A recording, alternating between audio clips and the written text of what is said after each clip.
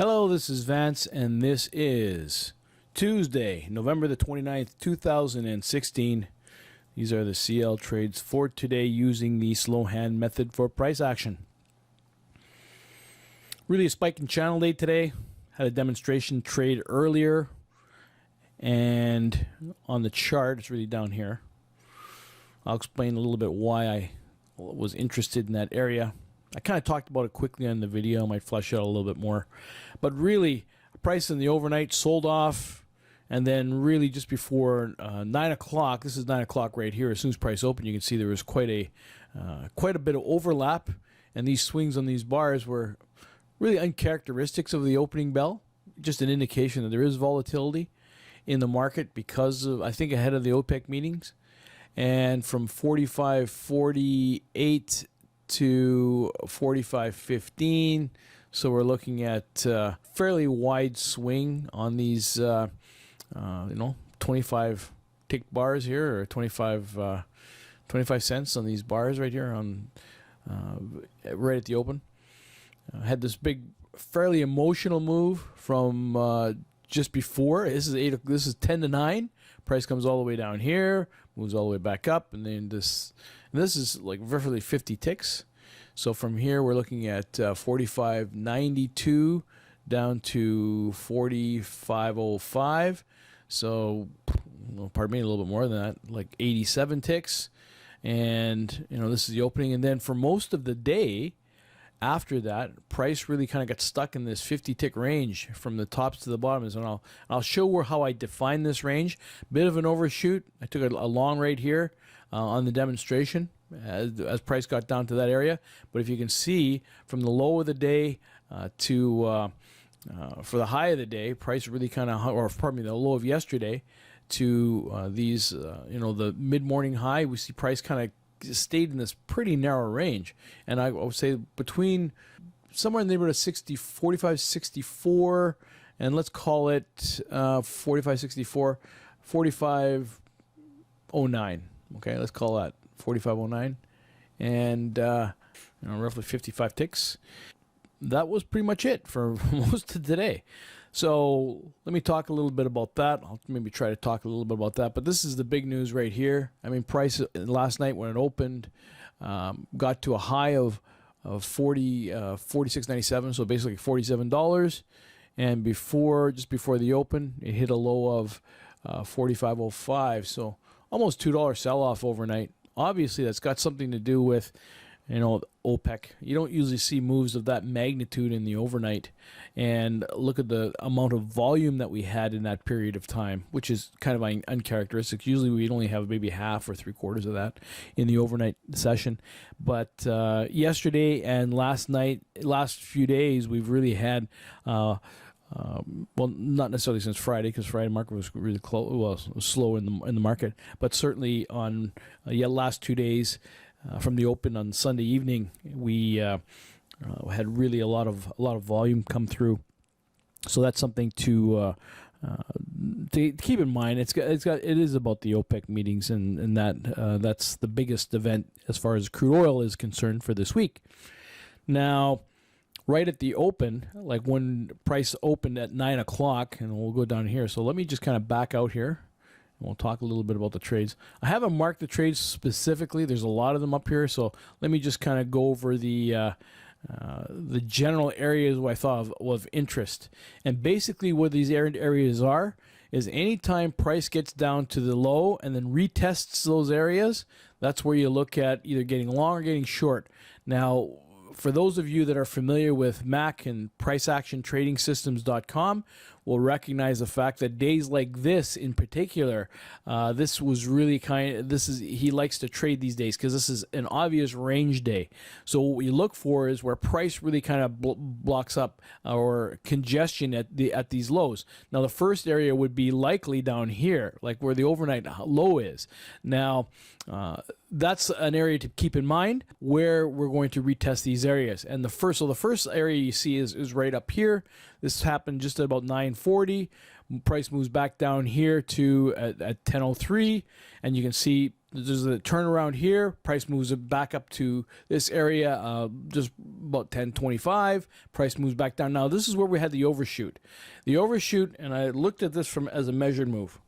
Measured move comes from here. Price makes a low down to this area, pulls back, and then resumes moving down. You can put it back right here. Price pulls back. And so you're looking at maybe a target here if you can get in this area. Now, the challenge is that by the time it closes, and you have a lot of this overlap here, by the time price actually closes, where would you be the realistic place to get in? I'd say that the best entry is either right here or right here when you see these bars close, because you can see there's obvious declines in this area. You've got lower, basically lower highs here, and price is obviously swinging down somewhat. Now, it's a real short sample. It's a real small sample. It's only a number of bars, but you do have room to get out before it touches this bottom here. So if you get into one of these areas, it'd be key. Now, I didn't mark it. I'm not going to do that today. I won't mark the trades because of the fact that you should be able to see them by now, because I've talked about second entry so many times over the course of the last 4 or 5 videos that you should be able to start seeing some of these things. Today I really want to focus on this range area. Price broke through here, and I took a trade here, and this is the reason I took this trade. Now, let me just flesh this out a little bit, is that when price started moving down in this direction, it overshot what I felt was the area of support. And this support area is right here, right after these ones, this rebar. So let's call it 45.15. So that's why I had this support. So if you're getting in, this is like where these lows were. So on this area from the open, this area here is really an area of support. You have a second entry long right here, by the way, when price moved up. Second entry short right here, price moves down. Another second entry short right here, moves it to the down. So I'm thinking about an area that's going to be bouncing. You can see this little tick here. You can see price did pull back, but then sellers still had maintained control and sold it off down further. Now, from here, we're looking at 11.18 to when price gets down here is 11.19. This took 1 minute to go in this direction. And then as soon as price got to the low of the day, it started stacking up. So this is 11.20. So from here, 11.18, this is 11.20. This is a real emotional move. That means that there were sellers just ready to pull a trigger. And likely, if you were to take a look at a profile chart, you'd see that at this particular dollar footprint, you'll see that there was a lot of selling pressure right at this point. Probably a lot of contracts coming in that overwhelmed the buyers and actually brought it down to this level. But then buyers were able to wrest control. It was oversold in this area, and that's why you can see these prices you see bars started to stack up. Now, on this basis, I got into this trade because price moves down here, it pulls back, moves down again, and you see these long tails here. That means that we have rejection at this area. It's not to say they can't continue to go down, but this happened very, very rapidly. And so to be able to buy in here and to keep my 15 tick stop below these tails right here, you can see there was rejection right at that level. I hit it twice, and these are really double bottoms. Your price went down here, pulled back down here, and so this is really more so than just what we see these bars painting here. What we really see is that price comes all the way down here, and on a shorter time frame, this is a double bottom. Price comes down here, closes up. We hit what price attempted to move up here, pulls back down, closes up. Price again moves back down here. Price on this part moves down and closes up. And so you can see that each time price couldn't get down any further. Now, it appears to me that for getting in at this price, you got a 1-to-1 trade ratio, and you're probably going to be good for at least one contract. You see, this really kind of moved its way back up very quickly. So this really highlights the fact that this was an emotional move. Not only did price sell off very quickly on this leg, but it kind of pulled back really quickly on this one. And so this really reverted. You could almost like an instantaneous turnaround. And on a longer time frame, what you would see is that you would see a double. You would see one large red bar going down and one large green bar coming up. But when you take a look inside the bar, when you see this action down at the bottom, this is a pretty good opportunity to get in. Now, because this was an overshoot, I felt it was an emotional, and it was the place to get in. If you see the demonstration trade from earlier on today, you can see that it not only got the first but the second contract, and my expectation was it to move it right to the other side of this particular channel. Once it got to this middle part, though, it really hit resistance. And the resistance, as you can see from the left side of the chart in this area, you can see that price started to really back up a lot like it did on the left side of the chart. And so because of that, it came back down. It took me out under my stop and then continued on. It got a little bit more out of it, but it didn't have enough momentum, or there weren't enough buyers to pull it through to this other side. And this was just at noon. And in fact, control was rested again, pulled back down to this area, and you can see again this area where there was resistance, like support right across here, and again price started moving its way back up to the other side of the channel, comes back down, and this is toward the end of the day right now. So what I really want you to take away from today is to look at it from the perspective of here we had price really trading in this channel. Now, can you sell in any of these areas? Unfortunately, there are a couple of second entries here. For instance, this is a second entry short here. Didn't really give you enough room, and it really wasn't right at this channel. This is a second entry short, but look at the resistance. Look at these bars, how they stacked up right near this top, or where it was the high of at least of the session after the open at 9 o'clock. There is obvious, this is a second entry short from here, but to get in on that one, you want to be able to, if you limit it in, you're all right.